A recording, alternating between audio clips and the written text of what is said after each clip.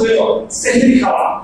আমরা অনেক মানুষ আছি সারাদিন রোজা রাখলাম, রোজা রাখার পরে তারাবিও করলাম, তারাবি করার পরে আমরা ঘুমানোর পরে চিন্তা করি সেহরি খাইলেও তো রোজা হবে, না খাইলেও তো হবে, তাই না খাইলেও।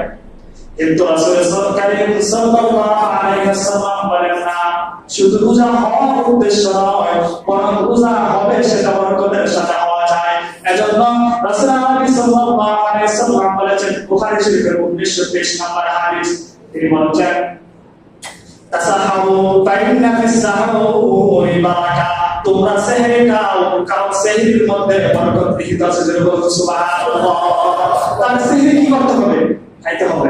এটা এই জন্য খেতে হবে যেটার মধ্যে বরকত আছে।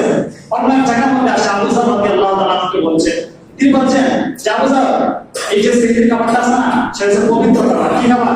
পবিত্র খাবার। এজন্য সেহরি এবং ইফতারের সময় অবশ্যই কিছু না কিছু খেজুর রাখবেন। খেজুর হলো জান্নাতি খাবার এবং রাসূলের সবচেয়ে প্রিয় এবং পছন্দের যে খাবারটা সেটা হলো খেজুর। এই খেজুর রাখবেন, সেহরি খাইবেন।